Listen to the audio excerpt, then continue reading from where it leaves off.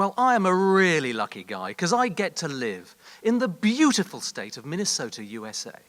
We have 15,000 lakes. We have 90,000 miles of shoreline. That's more than California, Florida, and Hawaii combined.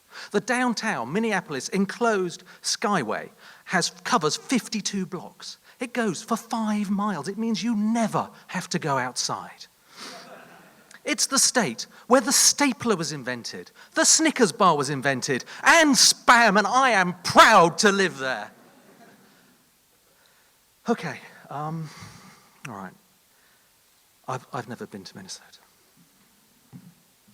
I couldn't even point Minnesota out on a map. But in a very real sense, I do live in Minnesota because the background sound to my days is Minnesota Public Radio. I know what Governor Mark Dayton is up to. I know what's playing at the Fitzgerald and Guthrie theatres. I know what the weather is like in Duluth and Brainerd. It's really cold. Minnesota Public Radio is a fantastic radio station. It's much better than the radio stations that I can find a lot closer to where my molecules are. And as a bonus, I get to find out what's happening to folks who live somewhere very different. Now, that's not the end of my static travel. I also get a little bit of sunshine in my life by reading the English version of a Turkish newspaper online. There is some very interesting stuff there, and also some amazing headlines. Residents petition to kick out man caught raping dog. Octogenarian caught with pants down with cow, man rapes duck. I don't know if that is the cow. They should have pixelated its face. And the ducks. There's also just a different take on things.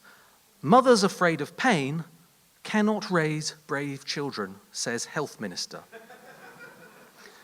Islamic bike proposed. But Turkey is a society at a social and political crossroads. And there's no better way to understand your own society by getting under the skin of another society that is different and actually seeing how the differences work. Home travel has a long and rich history.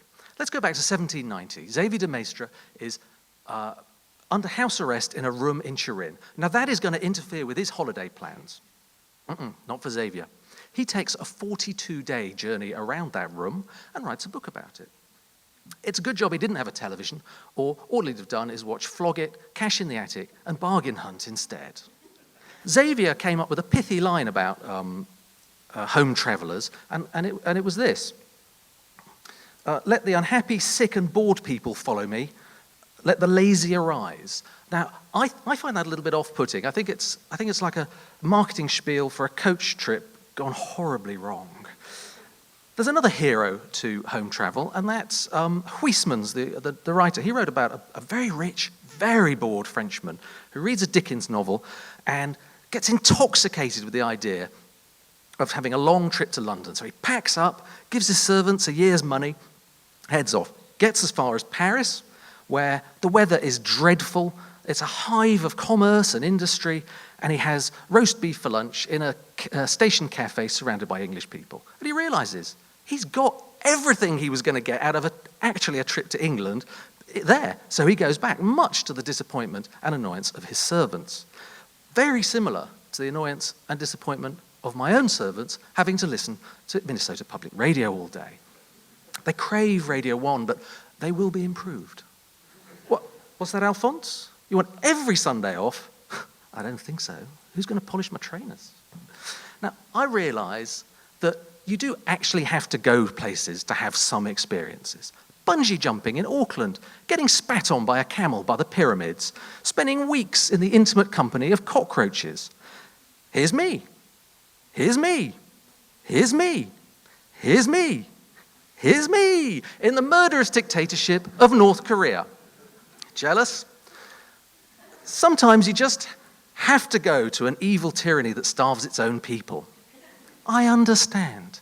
It's just that sometimes also you can do without the cost and the hassle and the stress and the airports and the bed bugs and travel quite a lot further by never actually stepping past your front door.